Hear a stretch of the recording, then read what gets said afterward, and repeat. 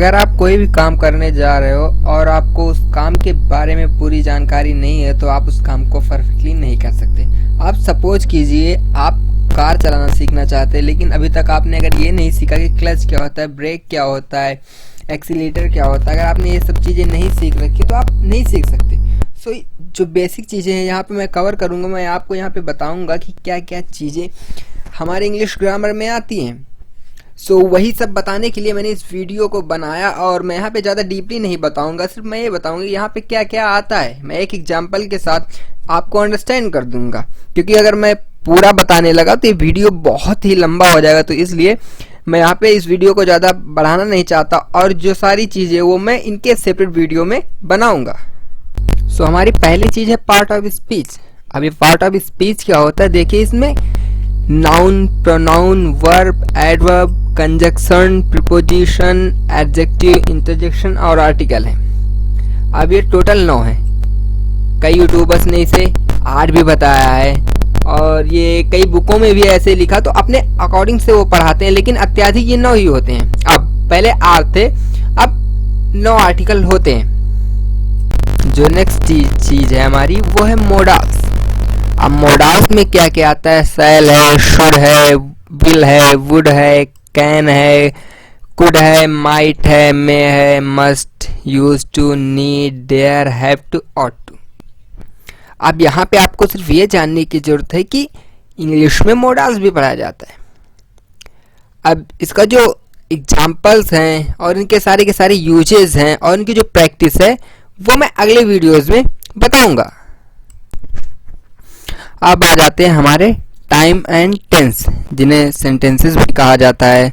सो जो हमारे time and tense होते हैं, देखो बहुत से लोगों ने या बहुत से यूट्यूबर्स ने आपको बताया होगा टेंस तो सिर्फ 2 ही प्रकार के होते हैं, पास्ट और प्रेजेंट। और आपने ये भी देखा होगा कि बहुत से यूट्यूबर्स या टीचर्स ने पढ़ाया होगा आपको, आपके स्कूल में भी पढ़ाया गया होगा कि टेंस जो है 3 प्रकार के होते हैं। सो ये चीज़ मैं बताऊंगा कि 2 प्रकार के होते हैं, 3 प्रकार के होते हैं इन नेक्स्ट वीडियोज़ में। और आपको यहाँ पे ये समझने की जरूरत है कि यहाँ पे जो टेंस होते हैं, देख लीजिए पास्ट, प्रेजेंट, फ्यूचर। अब पास्ट है, प्रेजेंट है, फ्यूचर है, उनके 4 रूप हैं।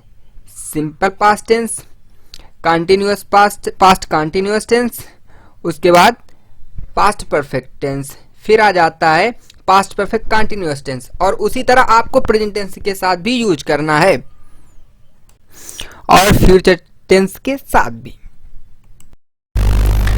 अब उसके बाद आ जाते हैं हमारे डायरेक्ट एंड इनडायरेक्ट स्पीच, जिन्हें नरेशन भी कहा जाता है, और बहुत से लोग इसे रिपोर्टेड स्पीच भी कहते हैं। सो एक्चुअली ये होता क्या है, हम यहाँ पे क्या करते हैं, हम यहाँ पे जैसे आपने मुझसे कहा, मैं कल आपसे मिला, आपने कहा कि मैं बीमार हूँ। अब आपने मुझसे कल कहा, अब मैं आज किसी से बता रहा हूँ, तो मैं ये नहीं बताऊँगा कि वो आज बीमार है। हो सकता है आज आप सही हो गए हो, तो आपने जो बात मुझसे डायरेक्टली कही उसे मैं इनडायरेक्ट बोल दूंगा कि आपने मुझसे कहा था कि आप बीमार थे। जैसे यहाँ पे देखिए डायरेक्ट स्पीच में क्या कहा, Ram told me that he is sick. Ram ने मुझसे कहा कि वह बीमार है।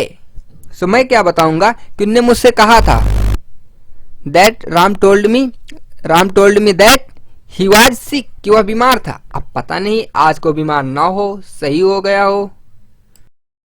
जो नेक्स्ट चीज है वो है एक्टिव पैसिव वॉइस। अब एक्चुअली एक्टिव पैसिव वॉइस होता क्या है, हम यहाँ पे क्या कहते हैं, जैसे कोई सेंटेंस होता है। अब देखिए यहाँ पे जैसे आप एक एग्जांपल देख सकते हैं, यहाँ पे सेंटेंस एक्टिव है, ही विल कॉल मी, मतलब सेंटेंस एक्टिव हो, वो क्या एक्टिव है कि जो सब्जेक्ट है वो मुझे बुलाएगा। अब यहाँ पे सेंटेंस एक्टिव है, लेकिन यहाँ पे जो हमारा सेंटेंस है, जो सब्जेक्ट रहता है वो एक्टिव नहीं रहता है। अब आप देखिए यहाँ पे लिखा है ही विल कॉल मी, सो मतलब अब ये ऑब्जेक्ट हो जाएगा, I will be called by him. ये होते हैं हमारे एक्टिव पैसिव वॉइस। और अगर आप टोटली नॉलेज लेना चाहते हैं तो मैंने आपको बता दिया है कि आप वीडियोस देख सकते हैं। तो चलिए अब हम बात करते हैं सब्जेक्ट वर्ब एग्रीमेंट की। एक्चुअली होता क्या है, यहाँ पे सब्जेक्ट और वर्ब के बीच एक एग्रीमेंट होता है। अब जैसे आप यहाँ पे एग्जांपल देख सकते हैं, आई एंड ही आर गोइंग। अब यहाँ पे ही है तो इसका मतलब आप ये नहीं कह सकते he is going, because and जो है कनेक्ट कर रहा है, दोनों को प्लूरल बना रहा है। सो सब्जेक्ट वर्ब एग्रीमेंट बहुत ही ज़्यादा इंपॉर्टेंट टॉपिक है। अगर आप इसे सीख जाते हैं तो आप ये लगा लीजिए कि आप जितना जल्दी से सीखते हैं आप इंग्लिश बोलना स्टार्ट कर देते हैं। ये बहुत ही बेस्ट टॉपिक है। तो चलिए अब हम बात कर लेते हैं इडियम्स एंड फ्रेजेज की। एक्चुअली होते क्या है इडियम्स एंड फ्रेजेज, जैसे कि अब आप लोग यहाँ पे देख सकते हैं, यहाँ पे लिखा है ब्रेक द आइस। अब ब्रेक द आइस का मतलब क्या होता है? इसका मतलब होता है कि चुप्पी तोड़ना या किसी से बातचीत करना स्टार्ट कर देना। सो अगर आप नेचुरल इंग्लिश बोलना चाहते हैं या नेटिव स्पीकर्स की तरह इंग्लिश बोलना चाहते हो तो ये सब चीज़ें आपको सीखनी पड़ेंगी। अब जैसे चुप्पी तोड़ने को या किसी बात करने को, जैसे आपने किसी बात करना स्टार्ट कर दिया तो आप ये नहीं कह सकते कि we have started talking to each other. आप कह सकते हो, लेकिन अगर नेटिव स्पीकर की बात की जाए तो वो फ्रेजेस ज़्यादा यूज करते हैं, इडियम्स का उपयोग करते हैं।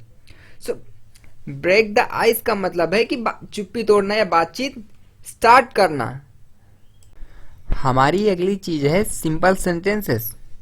एक्चुअली देखो, टेंसेस होते हैं और सिंपल सेंटेंसेस होते हैं। सिंपल सेंटेंसेस इनका एक अलग ही रोल होता है ग्रामर में।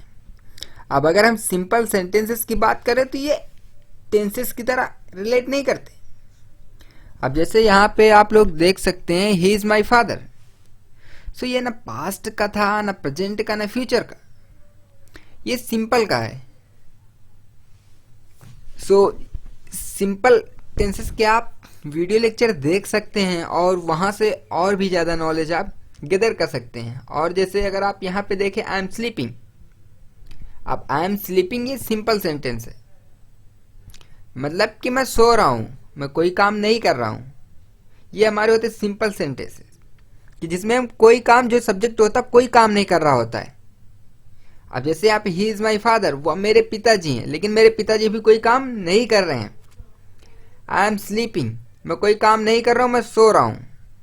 हाँ, अगर मैं कहता आई एम स्लीपिंग मतलब मैं सोने जा रहा हूं, तब ये टेंस में आ जाता और ये आता प्रेजेंट कंटीन्यूअस टेंस में। अब हमारे आ जाता है ट्रांसफॉर्मेशन ऑफ सेंटेंस, मतलब ट्रांसलेशन ट्रिक्स।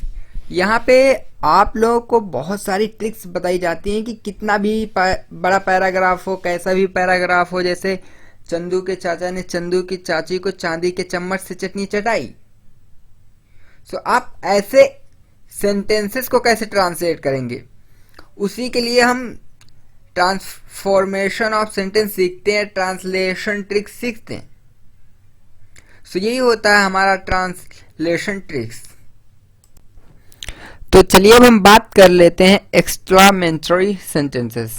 एक्चुअली होते क्या है, यहाँ पे हम कुछ इमेजिन कर रहे होते हैं कि आप सपोज कीजिए आपने मुझसे पैसे मांगे, या मैं कुछ चाहता हूं, मेरी इच्छा होती है, जैसे मेरी इच्छा है, अब यहाँ पे लिखा I wish I could fly, मेरी इच्छा है कि काश मैं उड़ पाता।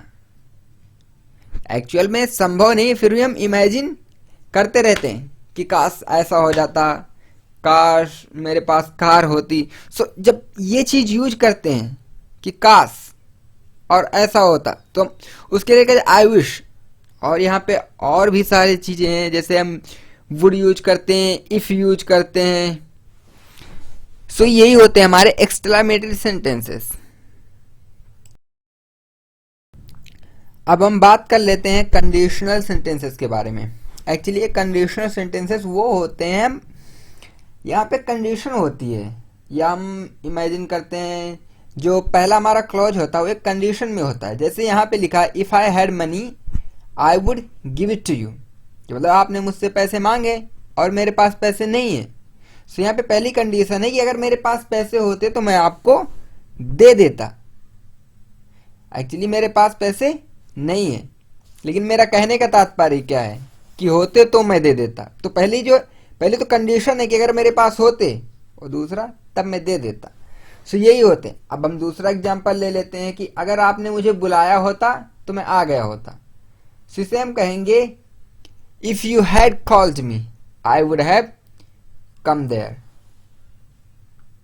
अब इसके बाद हम बात कर लेते हैं प्रूव्स की। हमारे प्रूव्स और ये सेइंग क्या होते हैं, हमारी ये कहावतें होती हैं। जैसे हम कहते हैं कि नाच न जाने आंगन टेढ़ा, एक ये कहावत होती है, लेकिन आप इसे डायरेक्टली इंग्लिश में ट्रांसलेट नहीं कर सकते। जैसे यहाँ पे लिखा है grass always looks wonder on other side. हम हिंदी में कहते हैं कि दूसरे की थाली में घी हमेशा ज़्यादा दिखता है। सो हम डायरेक्टली उसे ट्रांसलेट नहीं करेंगे, हम एक प्रूव से बोलते हैं और उसके थ्रू ये अपने आप ही एक अंडरस्टूड है। आप जब बोलने की प्रैक्टिस करेंगे तो आप अपने आप समझ जाएंगे। अब ये हमारा सेंटेंस इम्प्रूवमेंट, ये एग्जाम्स में बहुत ही ज़्यादा पूछा जाता है और अक्सर ये ऐसे क्वेश्चंस आते रहते हैं। सो जैसे यहाँ पे एग्जाम्पल में आप देख सकते हैं कि यहाँ पे लिखा समवन मस्ट बीइंग किल्ड। सो आपको यहाँ से सिलेक्ट करना है कि आगे इसमें गलत क्या है और यहाँ पे यूज क्या होना चाहिए। सो यहाँ पे होना चाहिए someone must have been killed. So जो बीइंग है ये रॉन्ग है, हमें सेंटेंस को सही वे में इम्प्रूव करना पड़ता है। यही होता है सेंटेंस इम्प्रूवमेंट। अब ये है हमारा रीअरेंजमेंट ऑफ जम्बल वर्ड्स। ये रीअरेंजमेंट ऑफ जम्बल वर्ड्स ये होता है कि आपको एक सेंटेंस बना के दे दिया जाता है और वो आपको सही वे में लगाना पड़ता है। जैसे यहाँ पे लिखा सो आई एम हैंडसम। अब इससे आपको एक सीक्वेंस में लगाना है ताकि एक सेंटेंस बन जाए। सो जैसे यहाँ पे आई एम सो हैंडसम, अब ये एक सेंस बना रहा है, एक सेंटेंस बना रहा है। सो हमें सेंटेंस को, जो हमारे वर्ड्स होते हैं, उन्हें एक सेंटेंस में अरेंज करना होता है। यही होता है रीअरेंजमेंट ऑफ जम्बल वर्ड्स। ये चीज़ें आपको ज़्यादा प्रैक्टिस करने की जरूरत नहीं। अगर आप एक बार ध्यान से वीडियो देखते हैं तो आप इजीली सीख जाते हैं इन चीज़ों को। और एग्जाम्स में स्पेलिंग टेस्ट भी बहुत ज़्यादा पूछा जाता है कि आपकी स्पेलिंग को टेस्ट किया जाता है कि आप कहाँ पे स्पेलिंग मिस कर रहे हैं। सो ये होता है स्पेलिंग टेस्ट कि यहाँ पे आपकी स्पेलिंग को रेक्टिफाई किया जाता है। सो एक्चुअली क्लोज टेस्ट ये होता है कि आपको एग्जाम्पल के तौर पे, जैसे यहाँ पे लिखा है आई गेव हिम आ, तो यहाँ पे लिखा है चीट फीवर ए स्काई। हम आई यूज करके स्काई भी नहीं कह सकते कि मैंने उसे एक आकाश दिया, चीट भी नहीं कह सकते कि हमने एक धोखा दिया, फीवर भी नहीं कह सकते, आप पेन कह सकते हैं। सो यही होता है क्लोज टेस्ट। तो जैसे कि यहाँ पे आप लोग देख सकते हो कंपैरिजन पैसेज, और इसे अनसीन पैसेज भी कहा जाता है। सो क्या होता है एग्जाम में आपको एक पैराग्राफ दे दिया जाता है और उसी पैराग्राफ के अंदर ही हमारे क्वेश्चन का आंसर छिपा होता है। जैसे यहाँ पे लिखा है Ramu was the son of Vaibhav that used to live in Uttar Pradesh. जो रामू है वो वैभव का लड़का था जो कि उत्तर प्रदेश में रहता था। सो अगर यहाँ पे देखो ये क्वेश्चन है who was the father of Ramu. अगर आपसे पूछा जाता है ऐसे कि रामू का पिता कौन सा, तो आप बता सकते हैं कि वैभव, क्योंकि आप देख सकते हैं यहाँ पे लिखा है Ramu was the son of Vaibhav, कि रामू सन का बेटा था। सो ये चीज आपको इंग्लिश में दी जाती है। सो वही आप समझ नहीं पाते हो तो आप करेक्ट आंसर नहीं दे पाते हो। सो ये होता हमारा अनसीन पैसेज। जैसे मैंने आपको पहले ही बताया है कि आप जब एक या दो वीडियो देखते हो, थोड़ी प्रैक्टिस करते हो, तो आपको ज्यादा रट्टा मारने की जरूरत नहीं है, फिर ये अपने आप दिमाग में चढ़ जाता है और क्वेश्चन जब भी आता है आपके एग्जाम में आप उसे इजीली सॉल्व कर सकते हो। सो अब एक्चुअली ये सिनोनिम एंड एंटोनिम्स होता क्या है। जैसे यहाँ पे देखिए एक वर्ड दिया गया है और उसके बाद ये लिखा सिनोनिम और ये रहे इसके एंटोनिम्स। सो जैसे यहाँ पे आइडल है, सो आइडल के सिनोनिम्स क्या हैं, जैसे लेजी हो गया, इंडोलेंट हो गया। अगर हम उसके अपोजिट देखें उसके एंटोनिम्स, तो वो हो गया एक्टिव, बिजी। सो यही है होते हमारे सिनोनिम्स एंड एंटोनिम्स, जैसे आपने हिंदी में भी देखा होगा। वन वर्ड सब्स्टिट्यूशन ये होते हैं हमारे, जैसे आप यहाँ पे देख रहे हैं एग्जाम्पल के तौर पे ग्रीगेरियस एक शब्द है। अब इसका मतलब होता है कि एक व्यक्ति जो हमेशा ग्रुप में रहता है या झुंड में रहता है। जैसे यहाँ पे लिखा a person who always lives in group. Gregarious उसे कहते हैं। अब जैसे हम बात करते हैं पोस्टमॉर्टम की, सो हम एक शॉर्ट फॉर्म में कह देते, एक वर्ड है बहुत से वर्डों का सब्स्टिट्यूशन। जब पोस्टमार्टम में जाता है शरीर का चीरफाड़ होता है, तो हम वो सब चीजें नहीं कहते हैं कि मरने के बाद शरीर का चीरफाड़ करना, हम डायरेक्टली कहते हैं कि पोस्टमॉर्टम। सो ये जो वन वर्ड का सब्स्टिट्यूशन है बहुत बड़ा एक सेंटेंस सा बताता है हमें, यही होता है। हमारे जो कन्फ्यूजिंग वर्ड्स होते हैं ये भी बहुत ज़्यादा मैटर करते हैं। जैसे यहाँ पे आप देख सकते हैं देयर देयर देयर, तीनों की स्पेलिंग अलग है और इनका सेंस भी अलग है। अब जैसे हम नीचे देखें, ये क्लोज भी होता है और क्लोज भी होता है। जब हम क्लोज कहते हैं तो किसी चीज़ को बंद करना, लेकिन हम क्लोज कहते हैं तो समीपी, आपसी या करीबी। सो यहाँ पे हम बात करते हैं स्लैंग वर्ड्स की। एक्चुअली स्लैंग वर्ड्स होते क्या है, ये 2 या 3 वर्डों का कॉन्ट्रैक्शन होता है, एक छोटा सा सेंटेंस बन जाता है। अब जैसे आप यहाँ पे देख सकते हैं want to को हम छोटा करके क्या वरना बोलते हैं, going to मतलब गौना। अब यहाँ पे लिखा have to मीन्स हैप्टा। सो मतलब कि जो हमारे ये चीजें हम स्लैंग्स वर्ड यूज करते हैं, जब नेटिव स्पीकर्स बोलते हैं ऐसे बोलते हैं, इसलिए आप लोग समझ नहीं पाते हो। तो अगर आपने इनके बारे में पढ़ रखा है और इनके यूज अगर आप जानते हो तो आप इजीली उनकी तरह बोल सकते हैं और इन्हें समझ भी सकते हैं। लेकिन ये अनौपचारिक हैं, ये जो है सब वर्ड्स नहीं होते हैं। अगर आप किसी मीटिंग में हो वहाँ पे आप ऐसे वर्ड्स नहीं यूज कर सकते हो, लेकिन अगर आप नॉर्मल स्पीकिंग कर रहे हो तो वहाँ पे आप इजीली से बोल सकते हो। तो चलिए अब हम कॉन्स्ट्रैक्शन भी देख लेते हैं कि ये क्या होते हैं। जैसे आप यहाँ पे देखते हैं ये भी 2 वर्डों कॉम्बिनेशन होता है। अब जैसे यहाँ पे लिखा वाज नॉट मीन्स वजंट, एक शॉर्ट फॉर्म में। जैसे आप भी कहते हैं आई डोंट नो, कभी आप ऐसे कहते हैं शॉर्ट फॉर्म में, कभी आप पूरा कहते हैं आई डू नॉट नो। सो ये होते कॉन्ट्रैक्शन, बहुत सारे कॉन्ट्रैक्शन होते हैं। जैसे अभी मैंने पहले दे आर का कॉन्ट्रैक्शन देयर दिखाया था। सो अगर आप कॉन्ट्रैक्शन जानते हो तो ये बहुत ही ज़्यादा हेल्प करता है। सो मूड्स में हम सेंटेंस का मूड पता करते हैं। अब सामने वाले का मूड्स पता करते हैं कि आज आप किस मूड में है। जैसे हम यहाँ पे कोई सेंटेंस देखो मैंने यहाँ पे डाल भी रखा है कि कितने प्रकार के मूड्स होते हैं। तो जैसे यहाँ पे हम बात करते हैं इंट्रोगेटिव की, तो यहाँ पे क्या लिखा है, सामने वाले का मूड्स क्या है, वो कुछ पूछने के मूड में। Have you taken your lunch, क्या आपने अपना लंच कर लिया है। सो अब हम बात कर लेते हैं कोलोकेशन की। एक्चुअली कोलोकेशन क्या होता है, ये 2-3 वर्डों का समूह होता है जो कि हमेशा साथ में आता है। अगर आप एक वर्ड हटा देते हो और उसके जगह पर आप वैसा ही कोई दूसरा वर्ड यूज करते हो तो सेंटेंस गलत हो जाता है, ये सही नहीं होता है। सो जैसे यहाँ पे लिखा फास्ट फूड, सो आप उसे फास्ट फूड को क्विक फूड नहीं कह सकते। ये होते हैं हमारे कोलोकेशन। सो जैसे कि यहाँ पे आप देख सकते हैं पंक्चुएशन क्या होता है। जैसे यहाँ पे मैंने एग्जाम्पल में दे भी रखा है, ये हमारे पंक्चुएशन होते हैं और भी बहुत सारे होते हैं। सो जैसे यहाँ पे लिखा she gave the book to Kamlesh, उसके बाद मैंने पूर्ण विराम लगा दिया। सो ये हमारे होते हैं पंक्चुएशन कि कहाँ पे और कैसे लगाना है इनकरेक्ट वे में, सही रूप से।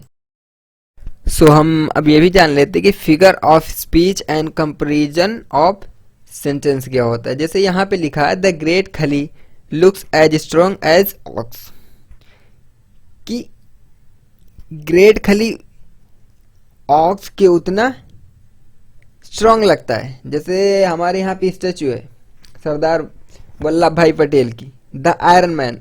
सो क्या लोहे के आदमी थोड़ी न थे, लेकिन बताते हैं कि आप ऐसे दिखते हो। जैसे हम कहते हैं कि आपकी जो बोली है कोयल की जैसी नहीं होती, लेकिन एक वर्ड से हम उसे कंपेयर करते हैं। सो हमारा मिसक्लेनियस ये होता है कि जैसे आप एग्जाम्पल देख सकते हैं, यहाँ पे मैंने एग्जाम्पल में जैसे सेंटेंस एक लिख रखा है यंग मैन ड्रीम, और उसके बाद यहाँ पे डॉट डॉट दे रखा है। अब ऐसे ही आपको भी दिया जाता है क्वेश्चन पेपर में। सो आपको सिलेक्ट करना होता है कि यहाँ पे कौन सा प्रीपोजिशन या कंजक्शन जो भी यहाँ पे आएगा वो कौन सा सही है। सो वही हम यहाँ पे यूज करते हैं। सो जैसे यहाँ पे ऑफ सही है, ऑफ ग्लोरी एंड रिचेस हम ऑन नहीं कर सकते। सो ओमिशन क्या होता है, यहाँ पे हमारे सेंटेंस में कुछ मिसिंग होता है जो कि हमें फिलअप करना पड़ता है। जैसे यहाँ पे लिखा है cat is sleeping the table. अब जैसे ऑन इज मिसिंग, सो आपको यहाँ पे ऑन ऐड करना है। जैसे आप ऑन ऐड करते हो सेंटेंस आपका पूरा हो जाता है, वही हमारा होता है ओमिशन। सो जेरेंड इन्फिनेटिव पार्टिसिपल ये बहुत ही ज़्यादा इम्पोर्टेंट टॉपिक है। जैसे यहाँ पे आप देख सकते हैं कि जेरेंड और इन्फिनेटिव पार्टिसिपल क्या होता है। जब हम वर्ब प्लस आईएनजी ऐड करते हैं सो जेरेंड हो जाता है। इन्फिनेटिव जो होता है, हम अगर टू प्लस आईएनजी यूज करते हैं वो हमारा इन्फिनेटिव हो जाता है। अगर हम पार्टिसिपल की बात करें तो यहाँ पे कई पार्टिसिपल होते हैं। ये जो हमारा WH फैमिली मेंबर होता है, सो यहाँ पे who, what, where, when, how ये सारी चीज़ें आती हैं और इनके यूजेस हम पता करते हैं कि कौन सी चीज़ कहाँ पे करेक्ट आएगी। जैसे यहाँ पे लिखा है which is your book and who is your book, कि आपकी कौन सी किताब है। सो यहाँ पे उसके लिए आपको विच लगाना पड़ेगा, हु नहीं। हु का मतलब भी जो होता है या कौन होता है, और विच का मतलब भी जो होता है। लेकिन यहाँ पे करेक्ट क्या है, सो इसीलिए हम WH फैमिली मेंबर का यूज करते हैं। और WH फैमिली मेंबर जब आप काइंड ऑफ सेंटेंसेस में आप सेंटेंस के प्रकार पढ़ते हैं कि कितने टाइप के सेंटेंस होते हैं और वो कैसे कैसे यूज किए जाते हैं, ये होते हैं हमारे टाइप्स ऑफ सेंटेंसेस। अब ये हमारे सब्जेक्ट एंड प्रेडिकेट क्या होते हैं, पार्ट ऑफ सेंटेंस, कि एक सेंटेंस में क्या क्या आता है और उन्हें कैसे क्रम से यूज किया जाता है, यही होता है सब्जेक्ट एंड प्रेडिकेट। देखो सिंपल, कंपाउंड एंड कॉम्प्लेक्स क्या होता है, एक सेंटेंस लिखा होता है और हम उसे पहचानते हैं कि ये कौन सा सेंटेंस है। जैसे मैं यहाँ पे बात करूँ कि मैं वहाँ गया और फिर मैं उससे मिला, अब ये क्या है, ये कंपाउंड है, कंपाउंड हो रहा है दो सेंटेंसेस से। सो अब हम रिमूवल ऑफ टू को भी समझ लेते हैं। रिमूवल ऑफ टू ये होता है, जैसे यहाँ पे देखिए हम क्या करते हैं, जो टू होता है हम टू को हटा के, जैसे यहाँ पे लिखा है I am too weak to walk, so हम टू को हटा देते हैं और लिखते हैं आई एम सो वीक, और इस टू की जगह दैट आई कांट वॉक। सो आप जब टू का वीडियो देखते हैं, पूरा इसका लेक्चर्स देखते हैं, तो वहाँ पे आपको सब समझाया जाता है। और आप जो हमारे डिटरमाइनर्स हैं वो कई प्रकार के डिटरमाइनर्स होते हैं और वो डिटरमाइन करते हैं सेंटेंसेस को, या जो भी चीज़ें हमारी होती हैं जो भी हम सेंटेंस में ऐड करते हैं, ये होते हैं हमारे डिटरमाइनर्स। सो अब हम लास्ट में बात कर लेते हैं बहुत ज़्यादा यूज किया जाने वाला और कंफ्यूजिंग जो हमारा टॉपिक हो, कास्टिव वर्ब। कास्टिव वर्ब होता क्या है एक्चुअली, इसमें ये होता है, जैसे मैं आपको एग्जांपल देता हूँ यहाँ पे कि मैं शादी करूँगा, लेकिन अगर मैं कहता हूँ मैं शादी करूँगा, सो इस केस में आई विल गेट मैरिड। लेकिन अगर मैं कहता हूँ मैं शादी करवाऊँगा, सो कैसे होगा, so I will get you married. So यहाँ पे चार होते हैं, लेट, गेट, मेक, हैव, और अगर आप इनकी यूजेस सीखते हो तो आप आसानी से कोई भी सेंटेंस ट्रांसफॉर्म कर सकते हैं। सो देखिए, अगर हो सकता है यहाँ पे थोड़ी बारी कंफ्यूजन रहती है हमेशा सबको, लेकिन वो आसानी से प्रैक्टिस के बाद सॉल्व हो जाती है। सो यहाँ पे मैंने जो कुछ बोला, मेरा बताने का मकसद ये था कि यहाँ पे हम इंग्लिश में क्या क्या चीज़ें यूज करते हैं, क्या क्या चीज़ सीखते हैं और क्या क्या चीज़ें सीखने की ज़रूरत है। जरूरी नहीं कि अगर आप बोलना चाहते हो तो आपको हर एक चीज़ सीखने की ज़रूरत यहाँ पे नहीं है, लेकिन अगर आप एग्ज़ाम देना चाहते हो तो आपको हर एक चीज़ सीखनी पड़ेगी। सो इसलिए मैंने इस वीडियो को बनाया। यहाँ पे मैंने कुछ भी कायदे से समझाया नहीं है, क्योंकि मेरा मेन मोटिव था आपको बताना। मैं आने वाले वीडियोस में आपको हर एक चीज़ डीपली बताऊंगा। मैंने बहुत ही ज़्यादा वीडियोस देखे और बहुत सारी बुकों को स्टडी करने के बाद ये सब फाइंड आउट किया, और आगे भी ऐसी ही इन्फॉर्मेशन मैं देता रहूँगा। और अगर वीडियो अच्छा लगा है सो इसे लाइक करना और सब्सक्राइब करना ना भूलें।